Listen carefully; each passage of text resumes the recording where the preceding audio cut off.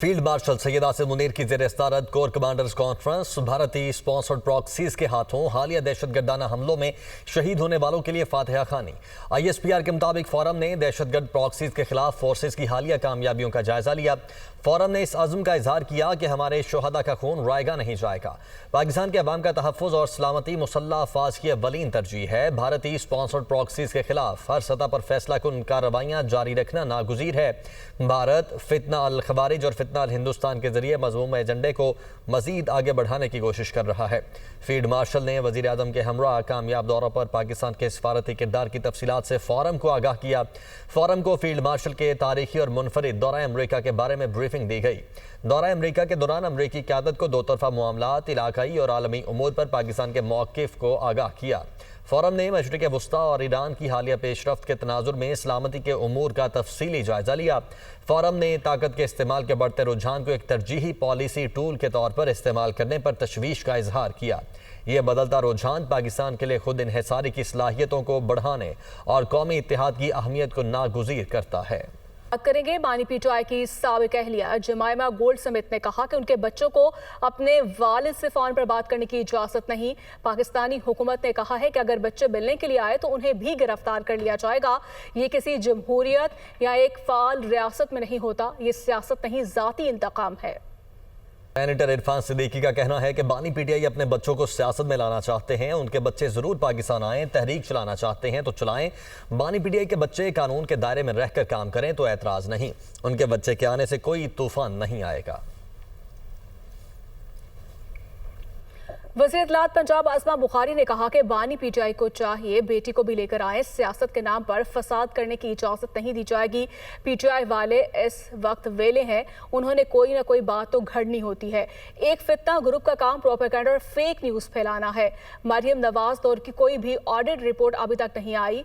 PTI की पंजाब हुकूमत किसानों के नाम पर गंदुम रखवा कर पैसे खाती रही। बेटी का भी हक है कि वो भी अपने वालिद साहब को मिले, उसको भी लेके आए। वो बरतानवी शहरी हैं, उनको आने का बिल्कुल पूरा हक है। लेकिन यहाँ पर सियासत के नाम पर फसाद करने का और उनकी शक्ल के ज़रिए जो है वो फसाद मार्च को लीड करने की इजाज़त तो कानून। एक फितना ग्रुप है इस मुल्क के अंदर जिसका काम ही सिर्फ प्रोपेगेंडा और फेक ख़बरों को प्रमोट करना है। उन्होंने जो है वो एक ऑडिट रिपोर्ट का बहुत वावेला मचाया है। मरियम नवाज साहिबा के दौर का कोई भी जो है ऑडिट रिपोर्ट अभी तक नहीं आई है। उस्मान बुज़दार और परवेज़ इलाही के दौरे हुकूमत में कमर्शियल बैंक जो हैं उनसे गंदुम के इवज़ पैसे उठाए जाते रहे। एक इदारा नया बनाया गया है CCD, आपने उसकी कारकर्दगी के चर्चे हैं इस वक्त सोशल मीडिया के ऊपर भी। पंजाब में जराइम में बहुत तेज़ी से जो है वो कमी आई है। लाहौर जैसा जो शहर है उसके अंदर 68% क्राइम रेट में कमी आई है। लाहौर में जो है उसके अंदर 43.3% डिक्रीज़ है। चीफ मिनिस्टर साहिबा खुद एक एक लम्हा जो है इस सारे नकासी आपको खुद मॉनिटर कर रही हैं। पंजाब की हर गली मोहल्ले के अंदर हर जगह पर डिस्पोजल जो यूनिट्स हैं उनके ज़रिए जो पूरे अमले के ज़रिए पानी की निकासी आपकी कोशिश की जा रही है। वफाकी वज़ीर दाखिला मोहसिन नकवी का समाजी राब्ते की वेबसाइट एक्स पर पैगाम, कहा बाखूबी वाकिफ़ हैं कि सदर, वज़ीर आज़म और फील्ड मार्शल को निशाना बनाने वाली बदनीयती पर मबनी मुहिम के पीछे कौन है। सदर पाकिस्तान के मुसल्लह अफ़वाज की क़यादत के साथ मजबूत और एहतराम पर मबनी ताल्लुकात हैं। फील्ड मार्शल की वाहिद तवज्जो पाकिस्तान की मजबूती और इस्तेहकाम पर है और कुछ नहीं। दुश्मन गैर मुल्की एजेंसीज़ के साथ मिलकर जो करना चाहता है कर ले। पाकिस्तान को दोबारा मजबूत बनाने के लिए जो भी ज़रूरी होगा करेंगे। कराची में लियानी में इमारत जमीन बोझ होने का मामला, इमारत गिरने का मुकदमा सरकार की मुद्दत में बगदादी थाने में दर्ज। मुकदमे में 13 सरकारी मुलाजमीन और मौजूदा मालिक को नामजद किया गया। हादसे में हिंदू बरादरी समेत दीगर 27 अफराद चांबहक हुए। मुकदमे में अब तक 8 SBCA अफसरान और 3 से 4 मालिकान को गिरफ्तार किया जा चुका है। SBCA हुकाम ने जानबूझकर इमारत के खस्ताहाल होने की निशानदेही नहीं की, ना ही बर वक्त मुनासिब इकदाम किए। इसी पर मज़ीद बात कर लेते हैं। तलहा हाशमी हमारे साथ मौजूद है। तलहा, बताइएगा, मुकदमा दर्ज कर लिया गया है, क्या दफात शामिल की गई हैं?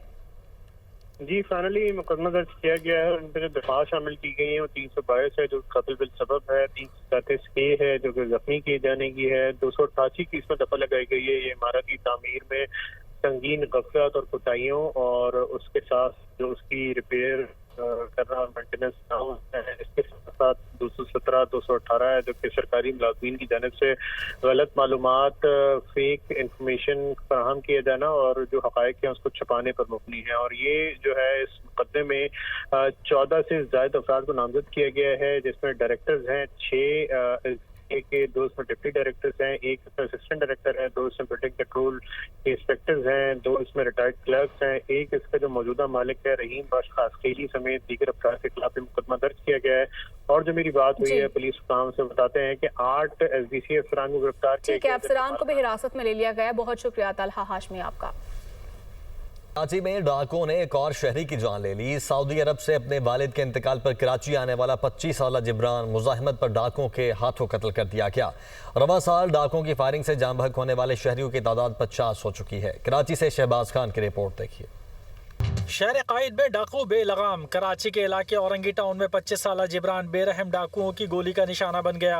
मकतूल सऊदी अरब में मुलाजमत करता था। कुछ रोज कबल वालिद के इंतकाल पर कराची आया। गुज़िश्ता रात घर के बाहर बैठा था कि डाकुओं ने मोबाइल फोन छीनने के दौरान मुजाहमत करने पर फायरिंग करके कत्ल कर दिया।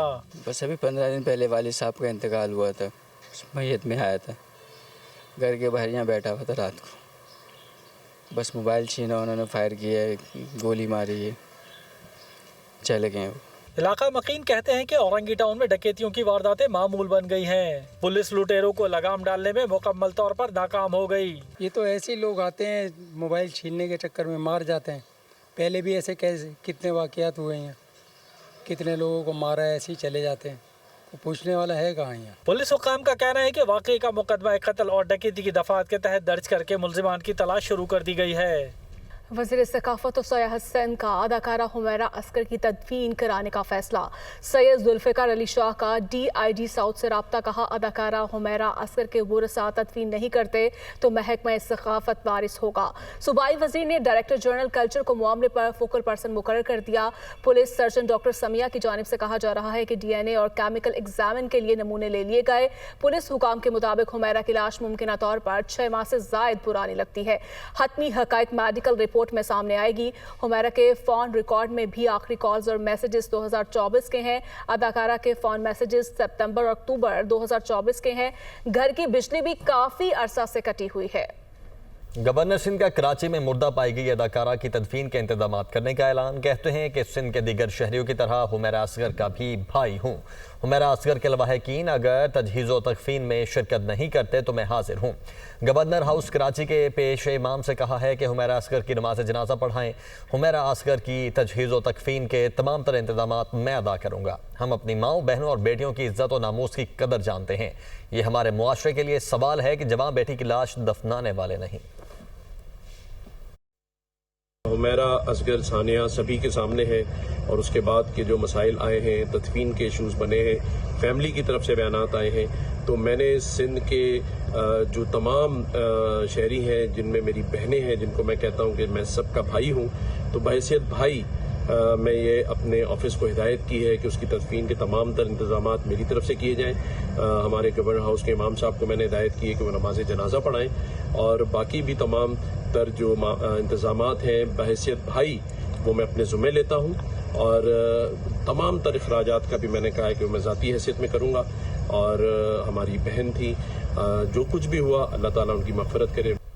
बात करेंगे लाहौर के मुख्तलिफ इलाकों में मूसलाधार बारिश। Jail road, model town, Gulberg township और दीगर इलाकों में बादल खूब बरसे। नशेबी इलाके ज़िराब आ चुके हैं। लाहौर में तकरीबन 8 घंटे बारिश का स्पेल। औसतन 136 मिलीमीटर बारिश रिकॉर्ड की गई। नस्टर टाउन में सबसे ज़्यादा 182 मिलीमीटर बारिश रिकॉर्ड हुई। पानी वाला तालाब में 175, इकबाल टाउन में 179 मिलीमीटर बारिश रिकॉर्ड की गई। लाहौर के कई इलाकों को क्लियर कर दिया गया है। रायवन road, Ghazi road, Shalimar link road, Laxmi Chowk, mall road, club Chowk भी क्लियर कर दिया गया है।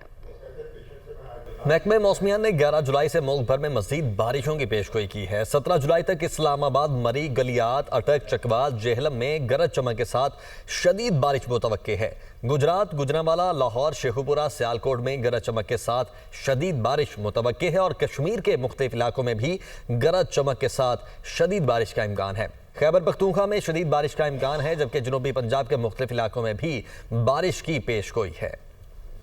लाहौर के बड़े तिजारती मरकज हफीज सेंटर को बड़ी तबाही से बचा लिया गया। शॉर्ट सर्किट से लगने वाली आग पर फौरी काबू पा लिया गया और ऐसे में वज़ीर आला पंजाब मरीम नवाज की रेस्क्यू 112 की फौरी कार्रवाई पर तहसीन और मजीद बिन की जानिब से कहा गया कि मुकम्मल इमारत की सिक्योरिटी और सेफ्टी आउट कराने का हुक्म दिया गया है।